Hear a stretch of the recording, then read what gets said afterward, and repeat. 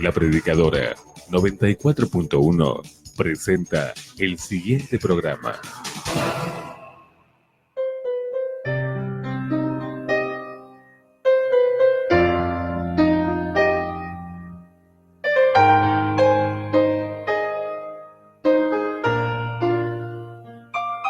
Hace tanto tiempo yo compré una iglesia a precio de sangre entre crudo dolor.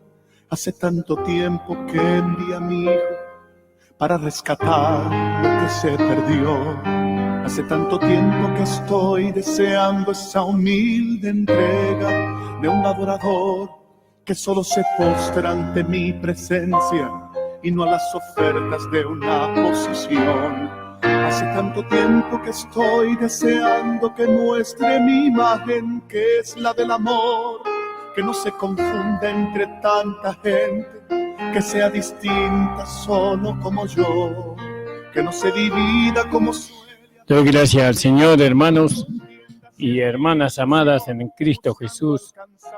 Les abrazo en el amor del Señor a todos ustedes en esta mañana. Quien les habla es el pastor Ramón Encina. Estamos en el mes de septiembre todavía.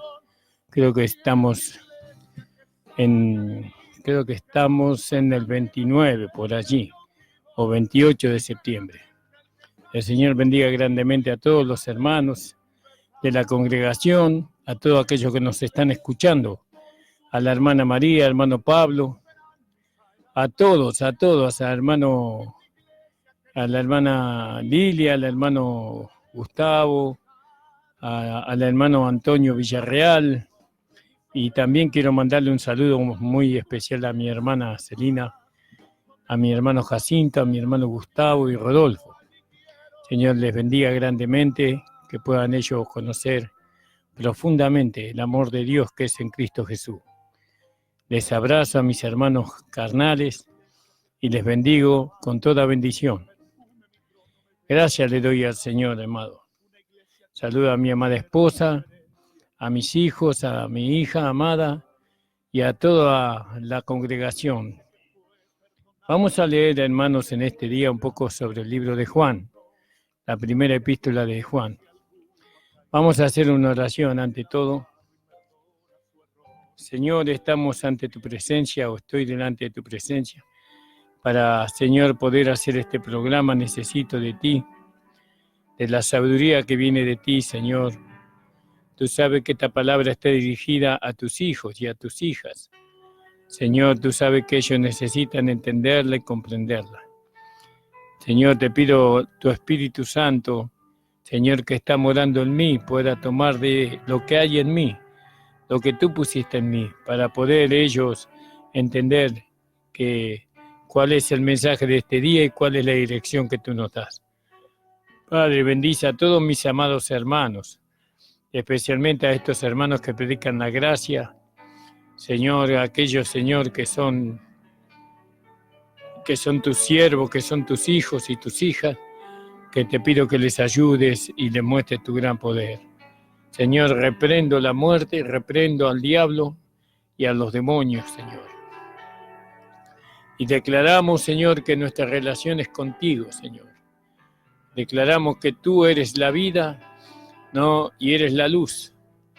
Y nosotros estamos emparentados contigo, Señor, y sabemos que tú prevaleciste una vez contra la muerte y seguirás prevaleciendo aún hoy, Señor.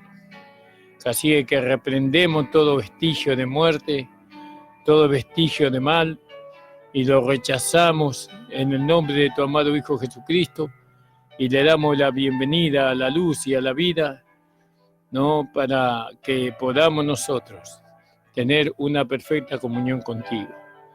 Te agradezco, Señor, en el nombre de Jesús. Amén. Vamos a leer ahí Juan 1:1, ¿no? Donde dice que en el principio era el Verbo, y el Verbo estaba con Dios. Bueno, y vamos a leerlo como dice en la Biblia. Lo que era desde el principio, lo que hemos oído, lo que hemos visto con nuestros ojos, lo que hemos contemplado y palparon nuestras manos tocante al Verbo de vida, Bueno, y a esto anunciamos. Ahora vemos que solamente Juan llama a Jesús el Verbo. También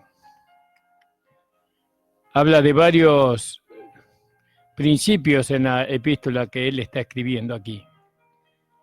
Él dice lo que era desde el principio. Y nosotros sabemos que en la Biblia hay 3 principios o 3 comienzos. Uno se encuentra en Génesis capítulo 1, versículo 1, que fue el principio de la creación. Después el otro principio se encuentra en en Juan 1:1, el eterno principio en la eternidad pasada, antes de la creación, es decir, antes de Génesis 1:1, por eso es el principio eterno. Principio de la creación, el principio eterno. Fíjese usted, amado hermano. Y después está el principio del Evangelio, en primera de Juan 1:1, ¿no? El principio del Evangelio. Es decir, que la edad de la gracia, a esto se refiere. Esta frase, principio, por lo menos en cuanto a nuestra experiencia, este principio tuvo un principio. Jesús vino predicando las buenas nuevas. Jesús no vino predicando la ley, sino las buenas nuevas de gracia, de la gracia de Dios. Más adelante Juan nos da advertencia de quedar con lo que es desde el principio. Y esta es una advertencia sobre una nueva doctrina o una nueva relación. Lo que Cristo Jesús principió, después los apóstoles siguieron, es la única doctrina segura. Juan pone énfasis en la existencia de Jesús como una persona, como un verdadero ser humano. O sea que Juan recalca su humanidad. Juan dice, lo que hemos oído, lo que hemos visto con nuestros ojos. Entonces nosotros sabemos que solamente se puede decir esto de un objeto sólido, lo que hemos oído, lo que hemos visto con nuestros ojos, ¿no? De un objeto sólido, de un ser humano. Y aquí vemos progreso de la experiencia en cuanto a nuestra relación con Cristo. Juan dice, lo que hemos oído, lo que hemos visto con nuestros ojos, lo que hemos contemplado y palparon nuestras manos tocante al verbo de la vida. Y entonces nosotros vemos que oír, uno puede oír sin ver. Por ejemplo, usted pone un cassette donde puede escuchar la voz de una persona sin siquiera conocer a esa persona. ¿Se da cuenta? Puede oír pero sin ver. Puede ser una persona completamente desconocida para nosotros. Le oímos pero no la conocemos. No la podemos ver. Después aquí en el segundo punto dice lo que hemos visto.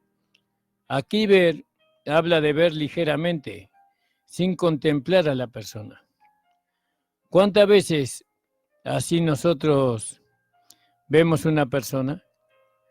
Le hemos visto pero solo de paso. No es conocida la persona, solamente por su cara le conocemos. Y después dice, lo que hemos contemplado, dice. Y contemplar nos habla de mirar fijamente, de montar detalles o de notar detalles, pero sin tocar. Ahora contemplamos y vemos algunos detalles, pero no tocamos, sin tocar. Esto es un conocimiento mayor, es un conocimiento más íntimo. Esto habla de fijar la vista en la persona y así reconocerlas en otra oportunidad. En esa forma de persona realmente conocida. Y después dice lo que han palpado en otras manos. Y palpar habla de una relación más íntima. No solo oye, no solo ve, no solo contemplamos a la persona, sino que ahora le tocamos. Y esto habla de apropiarse. Estos pasos nos hablan de nuestra experiencia en cuanto a conocer a Jesús. Primero oímos, y la fe viene por el oír o es engendrada por nuestro oír en nuestro corazón. Después vino ver y comenzamos a ver a Jesús ligeramente. Contemplamos a Jesús, prestamos atención y fijamos en los detalles tocando a Jesús, tocante a Él. Y por último, palpar. Por fin llegamos a tocar, palpar, o simplemente apropiarnos de Jesús y todo lo que Él es y todo lo que Él nos compró. Todo esto es tocante al verbo de vida. Cristo es la vida. Él imparte la vida. Cristo mismo es la expresión visible de Dios, de ese Dios invisible. Y esto es lo que la palabra verbo expresa. Juan quiso confirmar el misterio de la piedad. Ahí en 1 de Timoteo 3:16. Dios manifestado en carne. ¿Vio? Por eso al escribir su epístola, Juan está hablando de estas cosas. Ahora fíjese, porque la vida fue manifestada, Dios manifestado en carne. La vida fue manifestada y la hemos visto y testificamos y anunciamos la vida eterna, la cual estaba con el Padre. ¿Vio? Y se nos manifestó. Esa vida eterna se nos manifestó. Eso usted lo puede leer en 1 de Juan 1, versículo 2. Entonces, Dios es invisible, pues nadie lo ha visto jamás. Los discípulos vieron la vida al ver a Jesús. Se puede cambiar la palabra vida eterna por Jesús y no cambiaría nada el texto, porque Él es la vida eterna. Jesús es la vida eterna. Entonces, recalcamos que la vida eterna ahora es una persona. Y esa persona se llama Jesús. Aquel que tiene a Jesús tiene la vida eterna. Usted tiene a Jesús, entonces tiene la vida eterna. Mi hermana me hacía saber que ella tenía a Jesús en su corazón y me alegró muchísimo, porque yo sé que ella tiene la vida eterna, ¿no? Que ella nunca verá la muerte. Cuando dejemos este cuerpo nos encontraremos con Jesús. Jesús es la definición más corta y más exacta de la vida eterna. Y esta vida se manifestó. Fue manifestada. Juan aquí estaba luchando contra el error de los gnósticos. La palabra gnóstico viene de la palabra griega saber. Estos gnósticos fueron varios. ¿Vio? Fueron varios que tenían con varios grupos, ¿no? Varios grupos que dijeron que tenían y conocían la verdad. Había varios grupos de ellos. Un grupo negó la deidad de Cristo.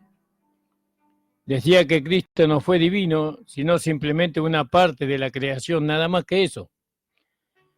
Otros gnósticos negó la humanidad de Cristo, diciendo que fue solamente un fantasma, un espíritu, que no vino en carne, que si se le quisiera tocar no podría hacerlo, por ser espíritu. Por eso Juan dice, le tocamos. Otro grupo decía que el hombre Jesús fue simplemente un ser humano y que el Cristo tomó posesión de Jesús cuando fue bautizado y estaba en él hasta la cruz. Después después el Cristo abandonó a Jesús. Y hasta el día de hoy hay mezcla de esta enseñanza, permanece en alguna forma. Por eso el apóstol Juan recalca que Jesús es divino y humano. ¿Vio? Es el Hijo de Dios y también es un ser humano. Cuando le veamos en el cielo, le veremos a un ser humano con cuerpo glorificado. Entonces vemos que esta epístola comienza con la vida eterna, en el versículo 2. Y así también termina con la vida eterna en el capítulo 5, 20. Entonces dice, pero sabemos que el Hijo de Dios ha venido y nos ha dado entendimiento para conocer al que es verdadero. Y estamos en el verdadero, en su Hijo Jesucristo. Este es el verdadero Dios y la vida eterna. Fíjese qué maravilloso, hermano. Qué precioso. Qué maravilloso, hermano. Jesucristo es el verdadero Dios y la vida eterna. Y punto. Y no se discute más. No se razona más. Y esto es precioso y es maravilloso. Porque ¿sabe qué? Nosotros tenemos a Jesús en nosotros. En nuestros corazones, en nuestras almas y en nuestro espíritu. Entonces tenemos la vida eterna. Y esa vida eterna nos da descanso a nosotros. Los años pueden venir tranquilamente. La muerte sobre nuestro cuerpo puede venir tranquilamente.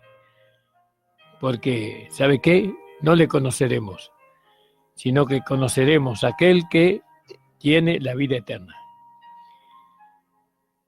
Él confirma la definición de la vida eterna, que es Cristo.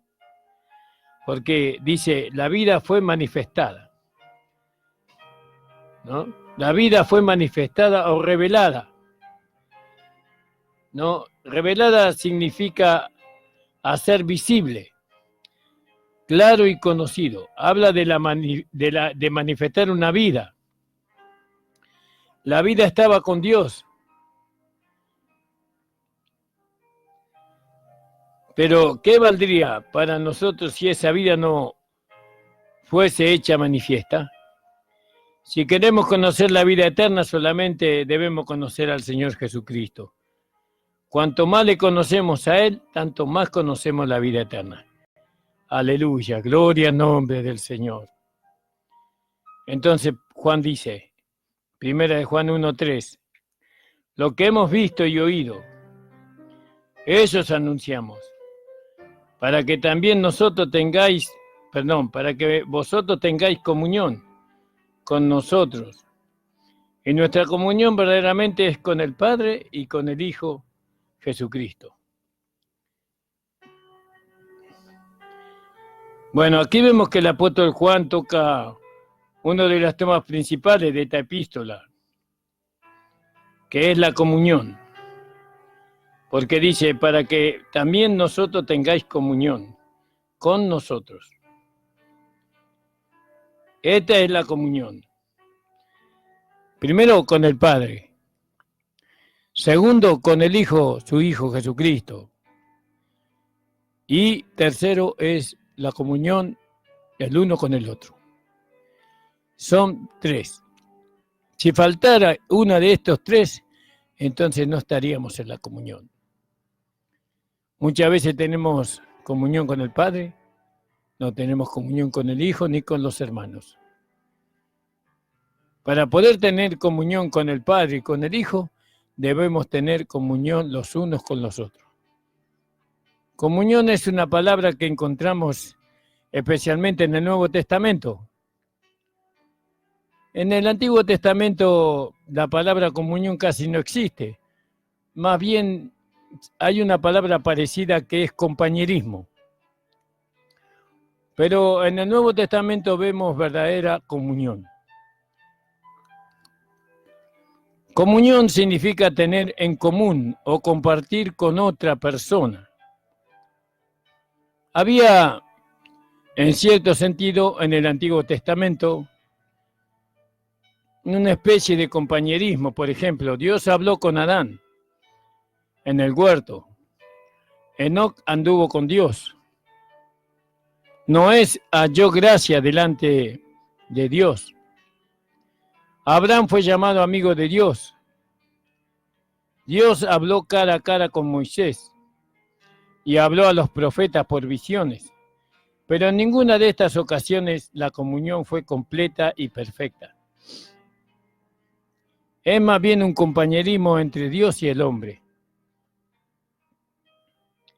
La comunión no pudo ser perfecta en aquel tiempo, porque el sacrificio revelado no fue perfecto.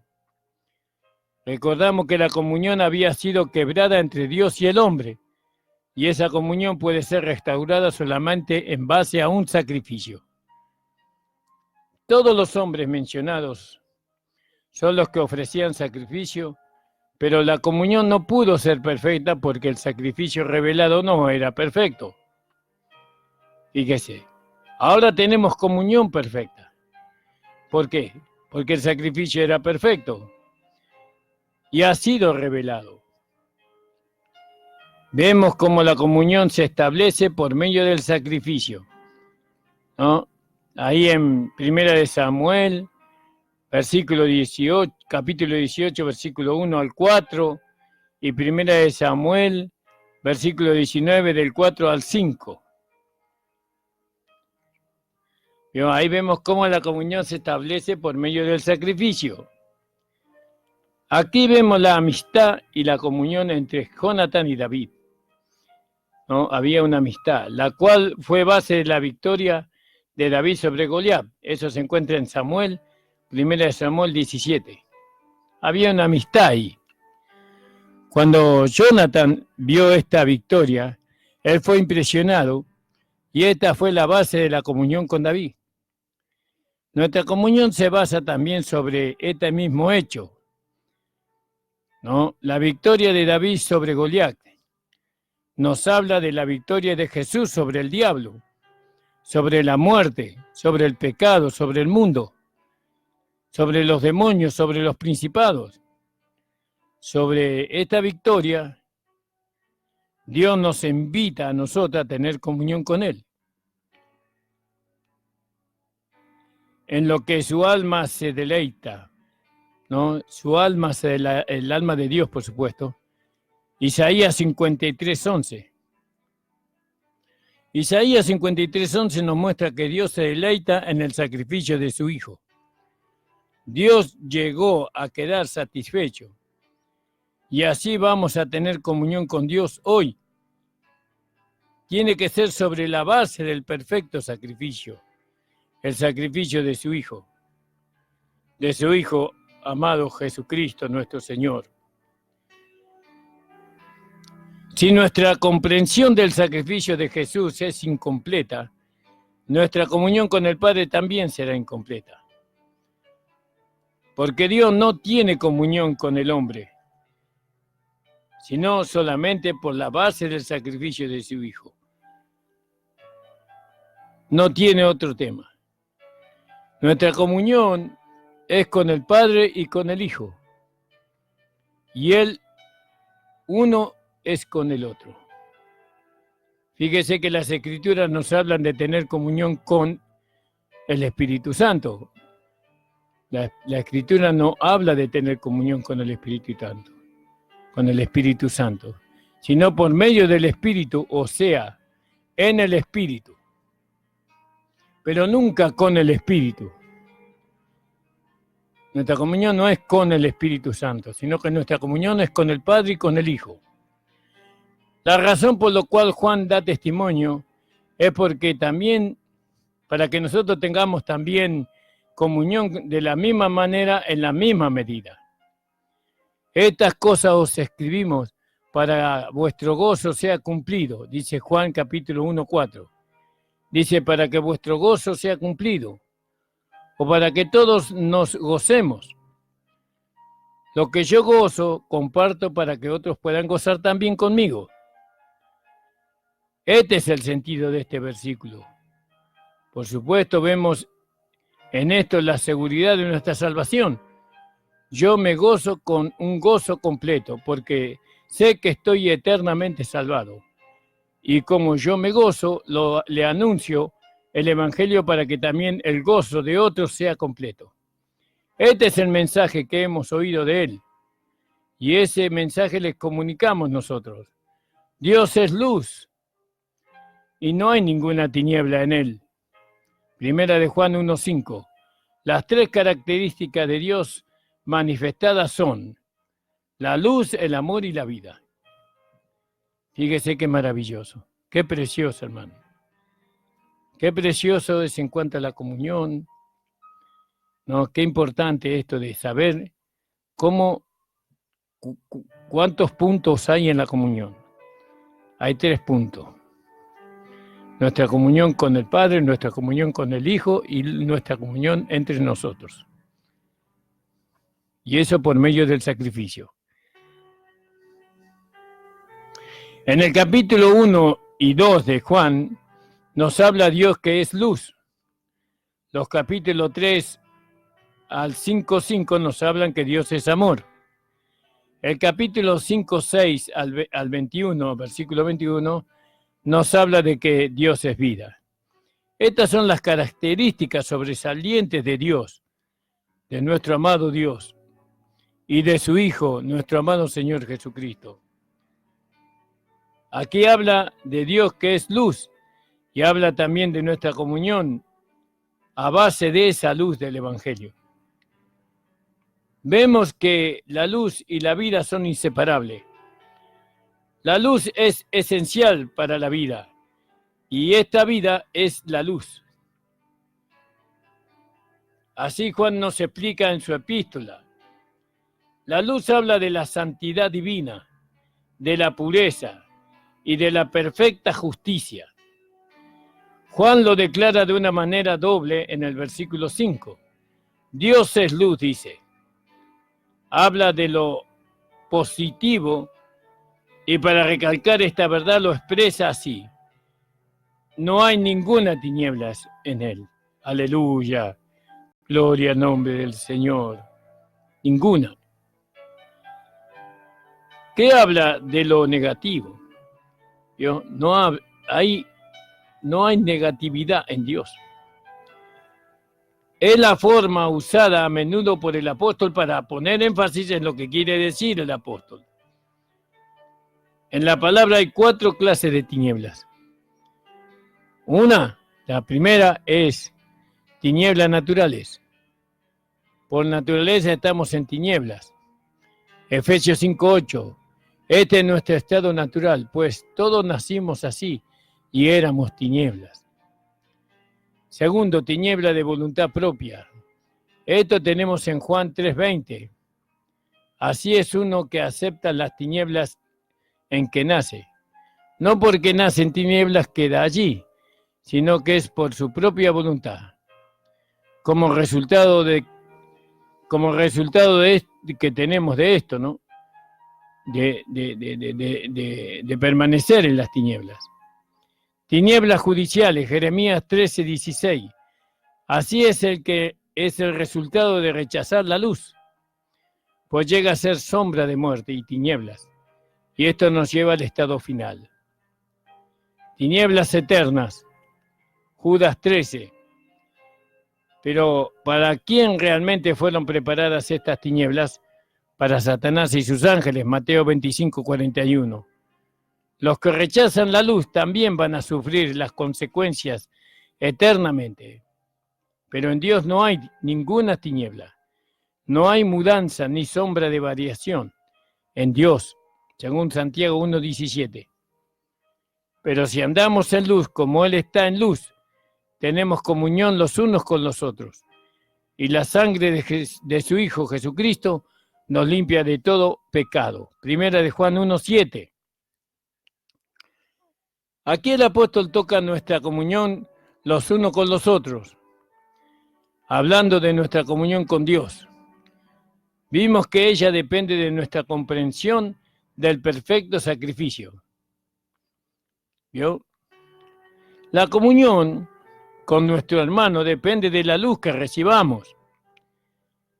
La relación de unos con otros depende de la sangre. Somos hermanos por la sangre, por tener la misma sangre, como lo natural.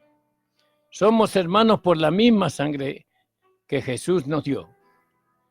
Pero la comunión es otra cosa. En lo natural, dos personas pueden ser hermanos por tener la misma sangre sin haber ninguna comunión, lo cual se basa en cosas comunes. Así que el mero hecho de ser hermanos no significa que tenemos lo suficiente en la comunión. No tenemos todo en común, como para tener comunión. El pensamiento general es que tenemos que tener comunión con todos los hermanos porque está la sangre. Pero esto no tiene nada que ver con la comunión, sino que depende solamente de la luz. ¿Qué comunión podemos tener con un hermano que constantemente nos manda al infierno?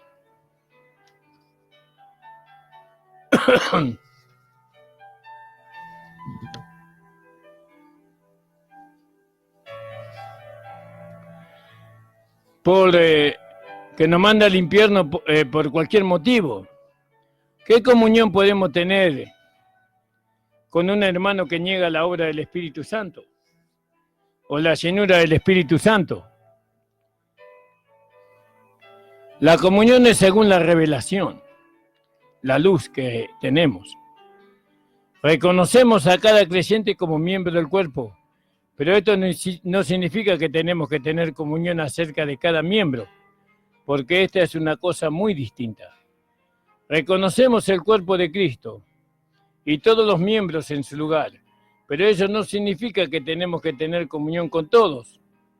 Dios nos ha dado mayor luz y no podemos tener comunión con algunos otros hermanos, no porque no apreciamos a los hermanos, sino que la comunión se basa en la luz, se basa en la revelación que Dios nos ha dado y no podemos olvidar esto. Y la sangre de Jesucristo, su Hijo, nos limpia de todo pecado. Nos limpia, ¿no? En sentido presente, o sea que nos mantiene limpio. Pero depende de andar en la luz, pues la sangre no nos limpia aparte de la luz.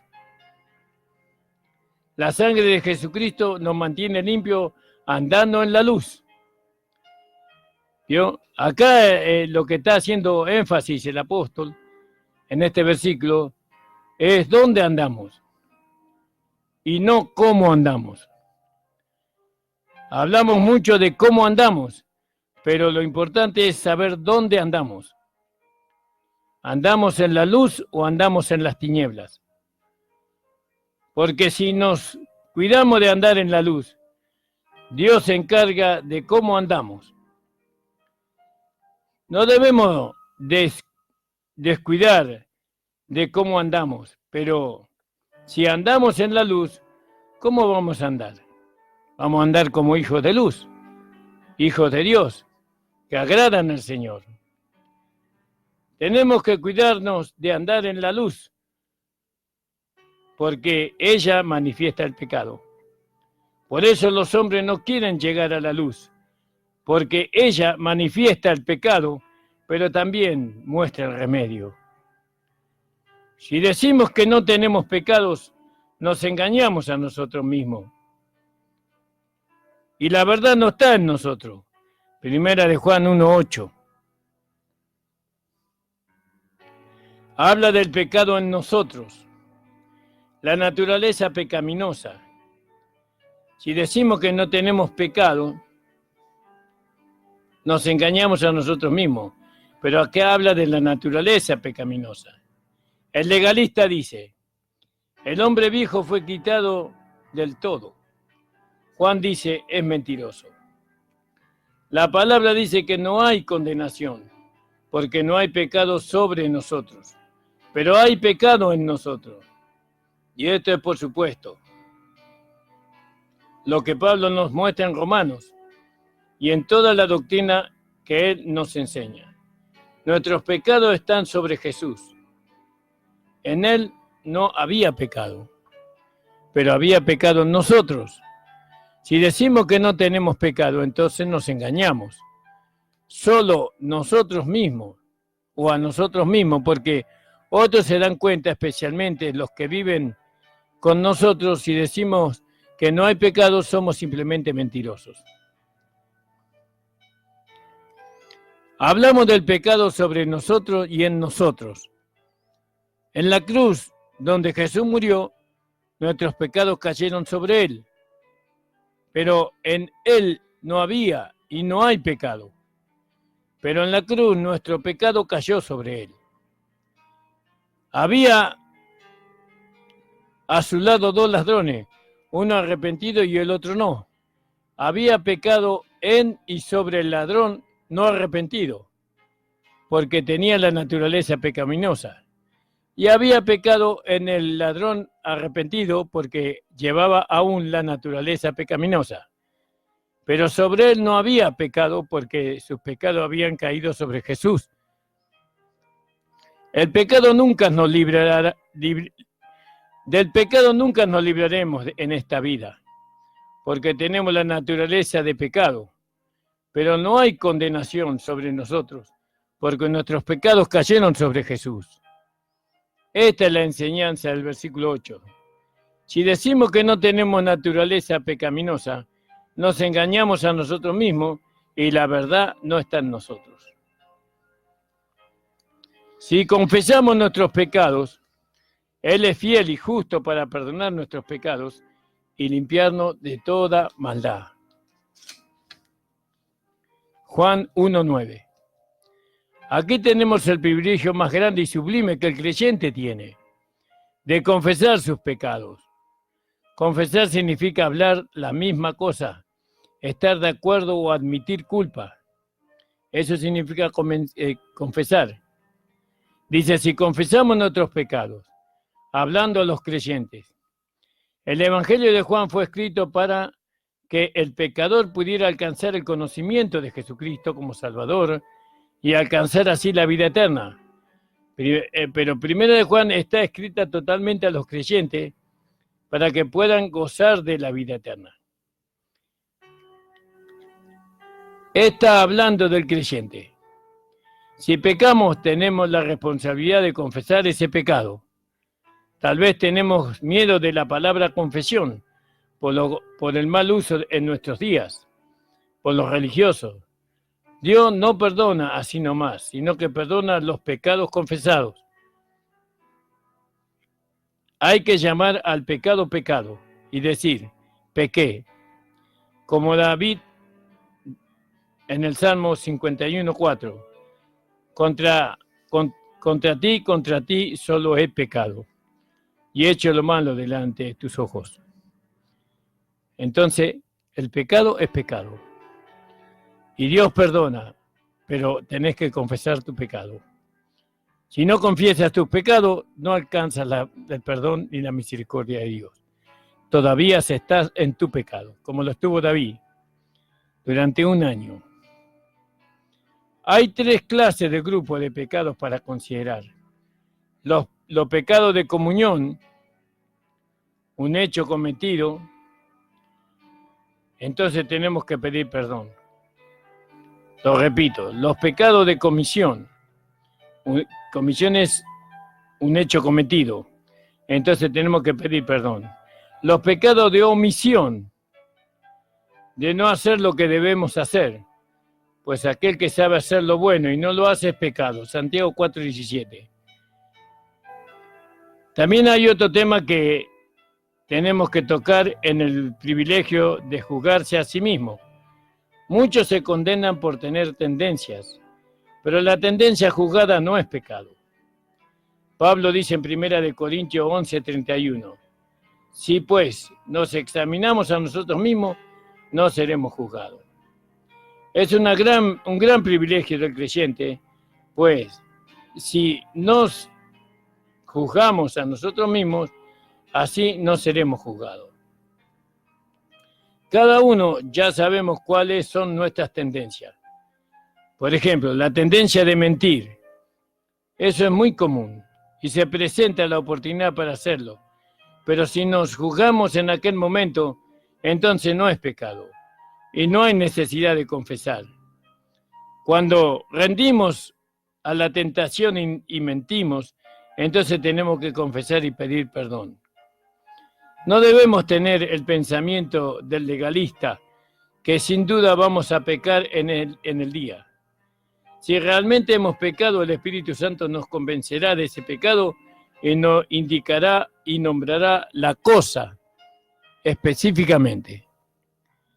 El pensamiento del legalista es: perdóname por todos los pecados, sin nombrar exactamente cuáles son. Pero nuestra meta es vivir sin pecar.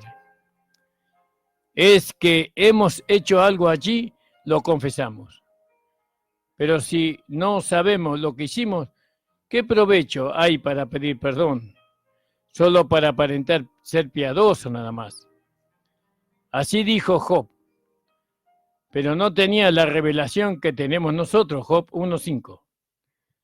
Tenemos el Espíritu Santo, que nos revela todas las cosas, hasta el pecado más pequeño en nuestra vida. Si es que estamos rendidos al Espíritu, Dios es fiel y justo para perdonar, porque la base es el sacrificio perfecto de Jesucristo. No solo eso, sino también nos limpia. Y esto también tiene efecto muy grande. Queremos ser sensibles en cuanto al pecado. No conviene andar con la conciencia quemada y no reconocer cuando pecamos.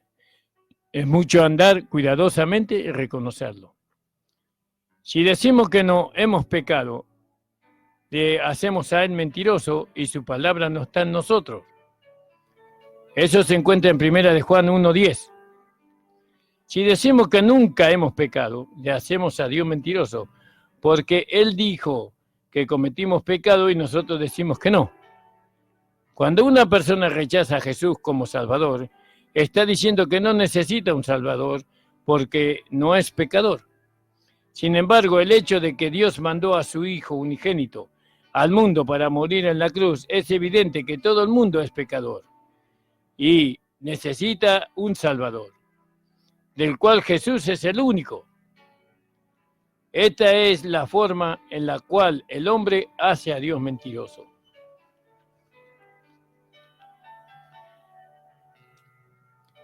Hijitos míos, estas cosas os escribo para que no pequéis. Y si alguno hubiera pecado, abogado tenemos para con el Padre a Jesucristo el justo. 1 de Juan capítulo 2, versículo 1. Sigue con el mismo tema en el capítulo 1 y en el capítulo 2. Si no fuese posible que el creyente ande sin pecado, porque es posible que el creyente viva sin pecar, no solamente Juan, sino que también los otros escritores escribieron de balde, porque la palabra no es dada con este fin, para que no pequemos. Este es para que sepamos la voluntad de Dios y no pequemos siguiendo la perfecta voluntad de Dios. Cuando cometemos pecado es porque salimos de esta perfecta voluntad, rindiéndonos al hombre viejo, y ahí caemos. En nosotros hay pecado. Vemos por lo que dice el apóstol Pablo, Romanos 6, 1 al 15, que Juan está muy de acuerdo con Pablo. Pablo hace la misma pregunta 2 veces, en los 2 casos su respuesta es de ninguna manera. El pecado no mora en nosotros, pero no es indispensable. Perdón, ahí mal. El pecado mora en nosotros, pero no es indispensable, ni necesario que se manifieste el pecado. Aquí también, por supuesto, esta es la gran discurso del creyente, que todavía no aprende a juzgarse, que es sorprendido en pecado. ¿Qué puede hacer? ¿Ir y aceptar a Jesucristo de nuevo? No. Abogado tenemos. Habla de uno llamado al otro, al lado de otro. Ese es un abogado. Para socorrer. La misma palabra en griego indica capacidad para socorrer. Y esto es lo que vemos en esta palabra abogado. Nosotros tenemos a uno que tiene la capacidad para socorrernos, para ayudarnos. En el Evangelio de Juan, este término se aplica al Espíritu Santo como el Consolador. Está traducido como abogado y es para con el Padre. El pecado que se manifiesta en el creyente no interrumpe ni quiebra la relación con Dios. Pecó, pero Dios aún es su Padre, y solamente la comunión es quebrada. Pero Jesucristo es el abogado delante del Padre. Delante de Dios es sumo sacerdote. Pues cuando habla de Dios, usa la palabra sumo sacerdote, pero delante del Padre es abogado. Y también es Jesucristo el justo. Jesús ungido es aquel que intercede por medio de su propia justicia. Hay dos razones principales por qué necesitamos un abogado. Primero, somos débiles y el pecado mora en nosotros, en nuestra carne. Nunca está lejos de nosotros. En cualquier momento, si descuidamos, puede brotar en nosotros. Segundo, tenemos un fuerte adversario, un acusador, que lo hace todo el día y de toda la noche. Cuán cruel es nuestro acusador, aun cuando dormimos lo hace. En lo natural uno necesita un abogado para defenderse de alguno que lo acusa de algo. Vemos a Jesús como nuestro defensor, pues Él nos defiende delante del Padre cuando viene el acusador que es Satanás mismo. Aun cuando hemos pecado o hemos caído en algún mal, Jesús nos defiende. El Espíritu Santo Él hace su obra y nos convence de pecado. Nosotros nos arrepentimos, el Padre nos perdona y el acusador se va. No puedo ganar nada porque tenemos el mejor defensor. ¿Entiende? Él es la propiciación por nuestros pecados, y no solamente por los nuestros, sino que también por los de todo el mundo. En 1 de Juan 2:2 dice eso. Aquí el apóstol habla de la propiciación. Propiciar significa ganar el favor de uno que ha sido defendido. Dios es aquel que es propiciado, y es propiciado por la vindicación de su santo y justo carácter, y por la perfecta provisión del perfecto sacrificio de Jesucristo. Él puede mostrar misericordia al pecador arrepentido. La propiciación es el lado divino de la obra de Jesucristo en la cruz del Calvario. La expiación habla de la cruz de Jesucristo, tiene sus dos lados, hacia Dios arriba y hacia el hombre abajo. Dios es propiciado, la propiciación es hacia Dios. Y por causa de esta misma propiciación, el hombre recibe la reconciliación. Son los dos lados, o mejor dicho, son las dos palabras que notamos en cuanto al sacrificio de Jesucristo. Por la expiación perfecta de Jesucristo, Dios es propiciado y puede mostrar al hombre misericordia. Y por esta misericordia viene el arrepentimiento. Entonces el hombre, al aceptar esta expiación, queda reconciliado con Dios. Dios nunca es reconciliado, porque habla de un cambio de enemistad o amistad. La palabra propiciación significa que Dios está satisfecho y su ira aplacada por la perfecta expiación de Jesucristo. Él es la satisfacción por nuestros pecados. Dios fue ofendido cuando el hombre cayó en pecado. Dios siempre se ve aquí en una sola posición. No hay mudanza ni sombra de variación en él.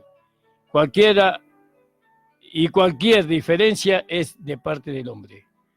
Cuando el hombre cayó, se alejó de Dios, porque Dios no va a cambiar. Si el hombre quiere comunión con Dios, debe volver por medio de Jesucristo. El hombre está enemistado con Dios, pero por medio de la perfecta expiación de Jesús, es reconciliado con Dios. Juan aquí dice que Jesús es la propiciación y es también el lugar de la propiciación. Aunque no toca ese último tema aquí. La tapa del arca se llamaba propiciatorio en los tiempos antiguos. Ahí la propiciación fue hecha por medio de la sangre y por esa sangre Dios quedó en medio de su pueblo. Pero Jesús es el cumplimiento de toda sombra del Antiguo Testamento. Para poder gozar de todo lo que tenemos en Cristo, Jesús, tenemos que comprender que Dios está satisfecho con Cristo Jesús por medio de su sacrificio. Por eso presentamos siempre al perfecto sacrificio que es Jesucristo, o que es Jesús. Dice, por nuestros pecados hablamos de los creyentes, y no solamente por los nuestros, sino también por los de todo el mundo. En Cristo, todo el mundo fue reconciliado. La propiciación es amplia y eficaz y suficiente. Aunque no todos lo aceptan, de igual manera, todos los hombres han sido reconciliados en la cruz de Cristo. Esta es la provisión más amplia de Dios. Y en esto sabemos que nosotros le conocemos, si guardamos sus mandamientos. La palabra saber, ¿no?, aquí indica comprender por experiencia. Y en esto sabemos, comprender por experiencia. Y en este caso es una experiencia diaria. Llegamos a conocerle mejor todos los días. Es algo que vamos conociendo y vamos dándonos cuenta de esta verdad. Sabemos que le conocemos porque guardamos su mandamiento, porque ninguno que no le conoce los guarda. Este conocimiento es progresivo. Él dice, o el que dice, yo conozco y no guarda su mandamiento, el tal es mentiroso, y la verdad no está en él. Pero el que guarda su palabra, en este verdaderamente el amor de Dios ha sido perfeccionado. Por esto sabemos que estamos en él. Primera de Juan, capítulo 2, 4 y 5. Hay una relación estrecha en guardar la palabra y el amor de Dios. Es principalmente nuestro amor hacia Dios de que está hablando aquí. Jesús dijo a sus discípulos, si me amáis, guardad mi mandamiento. Y estos mandamientos abarcan toda la palabra de Dios, no solamente los 10 mandamientos. Cualquier palabra que sea la voluntad de Dios es para nosotros un mandamiento. La manera que el creyente expresa su amor a Dios es guardar su mandamiento. Aquí tenemos un ciclo comenzado por el amor de Dios, comenzado por que Dios derramó su amor en nosotros, en nuestros corazones, por medio del Espíritu Santo. Y es por este amor que guardamos su mandamiento. Este hecho produce más amor. El amor va creciendo, el amor se va perfeccionando y le amamos más. Más a quien, a Dios. Y cuanto más le amamos, más guardamos sus mandamientos. Es un ciclo sin fin que va girando siempre. Si no hay amor, no vamos a guardar los mandamientos de Dios. Al cumplir y poner por obra la palabra, tenemos más amor y ese amor nos obliga a guardar su mandamiento aún más. Vamos buscando cómo agradar a Dios y vamos lográndolo más y más. Qué maravillosa la palabra del Señor, ¿verdad? Esta palabra que hemos compartido, hermanos, vamos a seguir con esta meditación, donde usted, si ha pecado, usted tiene que confesar su pecado, porque tiene abogado, tiene alguien que está a su lado para interceder por usted, y ese es Jesucristo. Si usted quiere volver a la comunión con Dios, debe confesar su pecado. Mientras que usted encubra su pecado, no prosperará. No prosperará en la comunión con Dios. No prosperará en la comunión con su Hijo Jesucristo. Y no prosperará en la comunión con los hermanos. Por eso, amado, querido hermano, hay un privilegio que antes no había. que ahora nosotros nos podemos acercar a Dios con nuestro pecado por medio del sacrificio perfecto, por medio de aquel sacrificio que hizo nuestro amado Señor, nuestro amado Salvador. A Él sea la gloria, la honra y la alabanza. Por eso, hermano amado, mientras que usted está encubriendo su pecado, la muerte tiene potestad sobre usted, sobre su casa, sobre sus hijos, sobre su esposa y sobre tanta gente. Pero si usted confiesa su pecado, el Señor lo va a restaurar. La vida va a empezar a florecer, así como en la primavera, ¿vio? En el comienzo de la primavera vemos brotes de todo tipo. Y eso manifiesta un nuevo comienzo, una nueva vida para las plantas, para todos. Por eso, yo le invito a usted, hermano querido, hermano amado, hermana amada, no encubra su pecado. Vaya al Señor. Vaya por medio de Jesucristo al Padre. Dígale, Señor, me arrepiento de lo que he hecho. Me arrepiento de mi pecado. Como hizo David, he pecado contra el cielo y contra ti. Como hizo aquel hijo pródigo.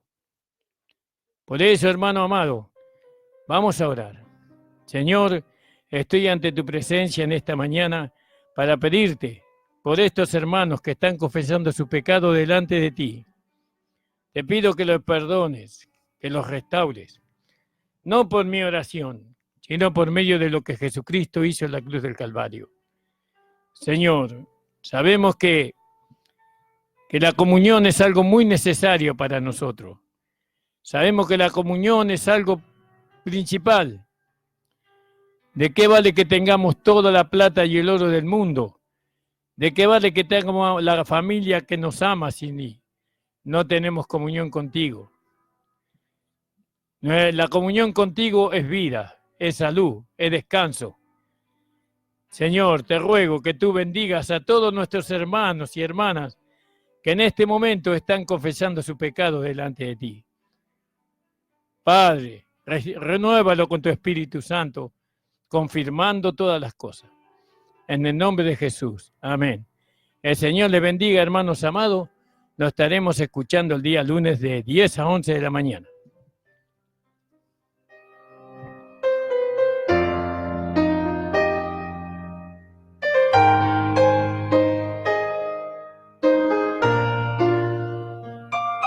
Hace tanto tiempo yo compré una iglesia a precio de sangre entre crudo dolor.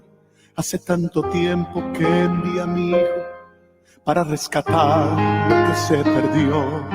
Hace tanto tiempo que estoy deseando esa humilde entrega de un adorador que solo se postra ante mi presencia y no a las ofertas de una posición.